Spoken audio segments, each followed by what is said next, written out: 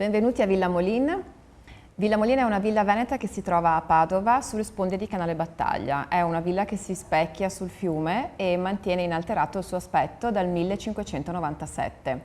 È una villa che venne progettata da Vincenzo Scamozzi per Niccolò Molin, un ambasciatore della Repubblica Serenissima di Venezia.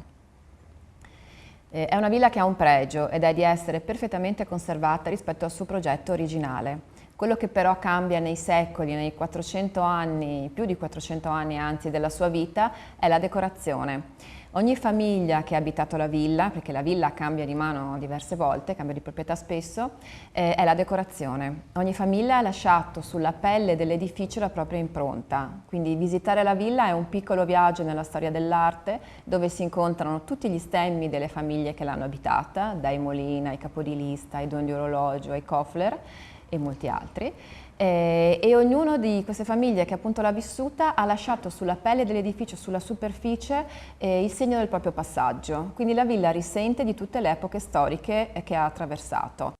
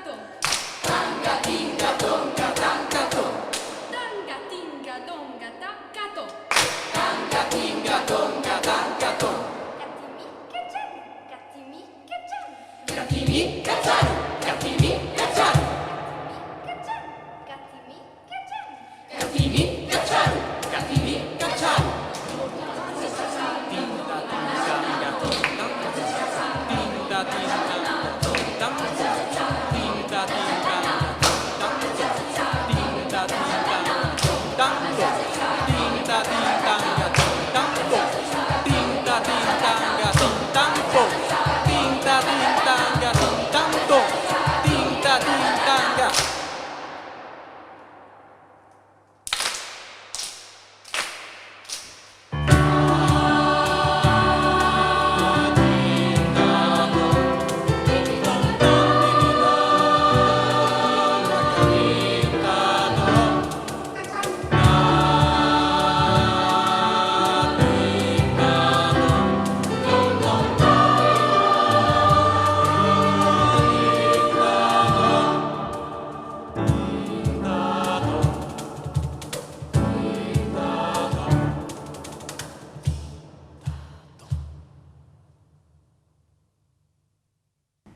La villa è strettamente legata alla storia di Padova e della Repubblica di Venezia. Siamo a Padova, ma in realtà i veneziani che vengono in terraferma quando Venezia arriva ad avere un grandissimo territorio sotto il proprio dominio, vogliono vivere alla veneziana e quindi chiamano i più importanti architetti e decoratori del loro tempo per creare una gara fra i patrizi a chi aveva l'architetto e il decoratore più bravo, perché poi si invitavano tra vari proprietari per mostrare la bellezza della propria casa. E la bellezza della casa in questo caso sta soprattutto nel salone affrescato. Il salone è un tripudio di decorazione barocca realizzata nel tardo Seicento ed è tutto un gioco di false prospettive che catturano l'occhio e permettono quasi di essere trasportati in uno spazio completamente diverso rispetto a quello che ci si immagina.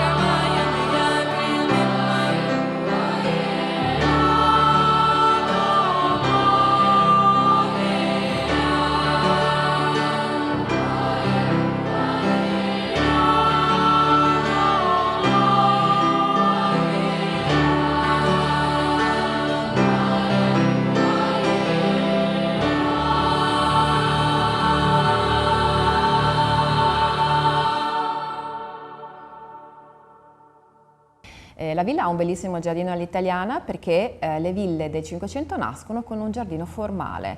Siamo alla fine del Rinascimento, quindi quando anche la natura veniva progettata.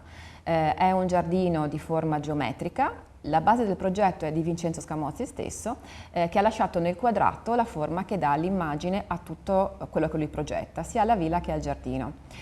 Quindi questo gioco di quadrati che si ripete appunto anche nel giardino è un pochino l'immagine insomma, che la villa trasmette.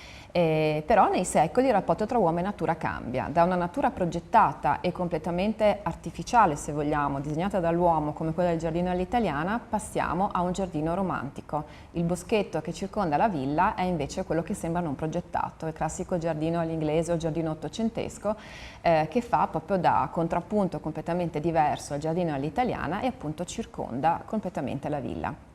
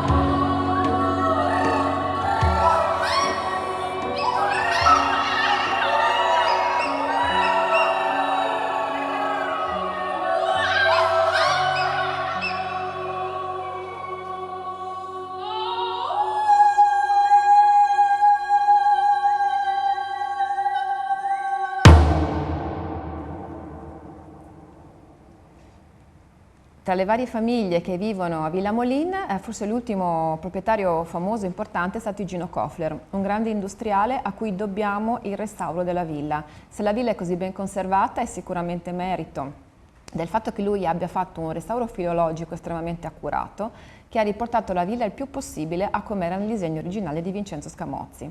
Ha quindi ripristinato alcune decorazioni come gli affreschi del salone centrale, e gli stemmi dei Molin sono stati riportati sul frontone. Erano stati tolti dai vari proprietari che volevano lasciare il proprio segno, ma Igino Kofler vuole riportarlo perfettamente a come l'aveva disegnato Vincenzo Scamozzi.